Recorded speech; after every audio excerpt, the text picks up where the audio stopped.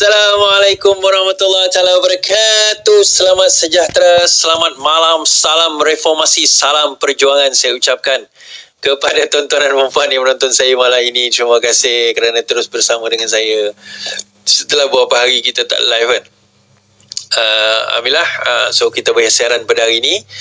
Dan semalam kongres semalam kongres Parti Keadilan Rakyat semalam lah, betul lah ini Senin, saya selalu lost track of time. Kongres Parti Keadilan Rakyat. Dan dalam kongres tersebut banyak yang dinyatakan, termasuk isu berkenaan dengan Merdeka Center punya research yang mengatakan dari segi persepsi, penurunan dan sebagainya. Jadi insyaAllah malam esok, untuk makluman tuan-tuan dan puan-puan, malam esok adalah malam di mana saya akan berada di forum Sinar Harian. Saya akan berada di forum Sinar Harian kira-kira malam esok, bertajuk Selepas Setahun Anwar PM. So apa yang boleh kita expect? Saya bersama dengan wakil dari Merdeka Center dan juga Rafi Awang Kecil lah. Itu antara malam esok punya promotion. InsyaAllah kalau siapa-siapa yang berkelapangan di Shah Alam, berkelapangan di Shah Alam, boleh ke Karangkraf Section 15. Karangkraf ada dekat situ. Karangkraf ada untuk menonton. Dia open kepada publik sebenarnya. So open kepada publik. Siapa yang nak datang, tak ada masalah. Open kepada publik. Masuk ke dalam Karangkraf tersebut, nanti masuk ke dalam studio, boleh duduk di situ untuk melihat secara live apa orang kata wacana atau forum Sinar Harian setahun selepas Anwar Ibrahim diangkat menjadi Perdana Menteri, iaitu kira-kira pada 24 hari bulan November tempoh hari. Beliau telah diangkat menjadi Perdana Menteri, dan kalau ikutkan kabinet Disember lah, so next month. Tapi kalau Perdana Menterinya dikira setahun. Okey. Right, malam ni insyaAllah bercerita sedikit. Wahab depresi disebabkan keadaan. Ni cerita habis lagi cerita Wahab ni. Ada cerita dia, ada cerita. Apa yang akan berlaku tu saya tak boleh nak cakap apa lah, sebab kita tengah tunggu. Tapi ada dengar ura-ura bahawa dia berkemungkinan akan mengemukakan kenyataan terhadap polis dan pendedahan akan berlaku. Siapa, bagaimana, apa semua, yang tu nanti lepas pendedahan tu lah. Sekarang ni kita ada cerita Samsuri MB apa orang kata Terengganu ditawarkan mungkin menjadi Perdana Menteri di dalam Perikatan Nasional. Kenapa Muhyiddin Yassin tiba-tiba announce begitu? Dan kenapa Muhyiddin Yassin U-turn dalam tempoh hari sewaktu dia mengumumkan untuk tidak bertanding, tiba-tiba dia U-turn. Konsert seksi di Kelantan. Apa doa laknat Ustaz di Kelantan? Okey, saya dengar tadi orang lawan tengah bicara dengan Yani di dalam TikTok berkenaan dengan perkara tersebut. Saya tertarik, saya nak naik, saya tak boleh nak naik. Tapi dia punya pusing tuan-tuan, hebat Dia punya pusing tu memang hebat. Tapi saya nak naik, saya biar mereka berdua yang bercakap. Kang saya naik jadi cerita lain pula. Jadi biar mereka berdua yang bercakap kan. Okey, terima kasih. Alright, so malam tu sebelum ini saya nak bawa sedikit mengenai isu yang dibangkitkan oleh MP daripada Batu dan beberapa MP lain berkenaan dengan meritokrasi. Okey, MP PH ikrar terus bangkitkan isu meritokrasi dalam pendidikan. Dua backbenchers kerajaan berikrar untuk membangkitkan isu mengenai kekurangan meritokrasi dalam sistem pendidikan Malaysia melalui peranan mereka dalam jawatankuasa Parlimen mengenai pendidikan tinggi.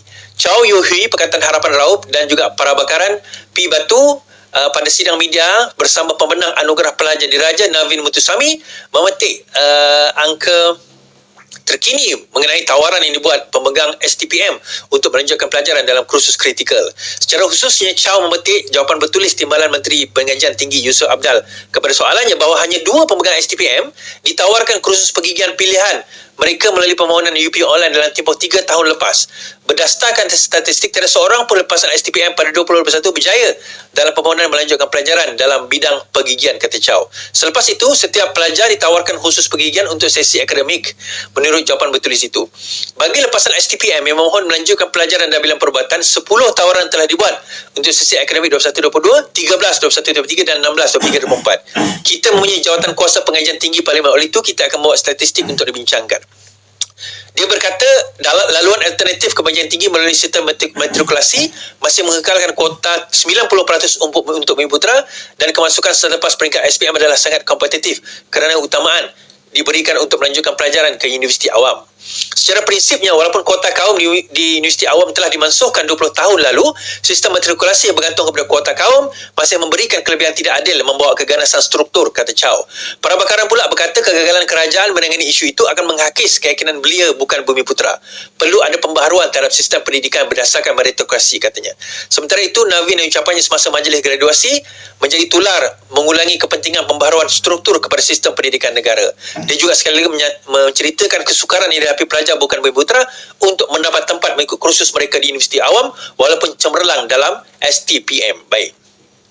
Komen saya mengenai perkara ini, tuan-tuan. Dan ini bukan perkara baru yang saya perjuangkan daripada dahulu lagi. Bila kita menyentuh soal tentang ada kuota tertentu untuk kaum tertentu, dia sebenarnya bukan merujuk kepada kaum bukan Melayu saja di Semenanjung ni. Sebenarnya pada zaman saya dahulu pernah ada kuota even untuk Sabah dan Sarawak yang Melayu sekalipun. Maksudnya orang Semenanjung akan dapat lebih banyak kuota berbanding dengan Sabah dan Sarawak pada zaman saya. Saya tak tahu sekarang ini berlaku lagi ke tidak, tetapi itu berlaku. Ini sucks lah.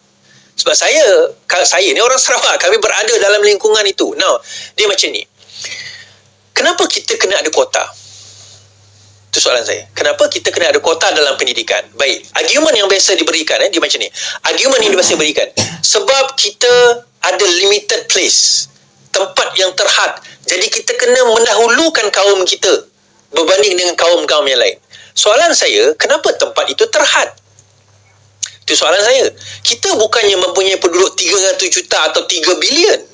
Penduduk kita hanya lebih kurang 30 juta. Setiap tahun SPM leavers lebih kurang dalam 400,000. Ada yang berkata sebenarnya universiti kita tak cukup. Soalan saya, kenapa dia tak cukup? Itu soalan saya. Kenapa pendidikan kita tak cukup, tak mencukupkan? Dia bukan.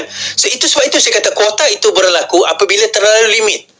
Dahulu kita faham, kita tahu terdapat banyak perkara yang menyebabkan universiti-universiti itu tidak boleh nak disediakan. Saya faham tahun 60-an, 50-an, 60-an, 70-an kita faham kota-kota itu ada, terutama untuk beasiswa, untuk kemasukan IPTA dan sebagainya. Saya faham.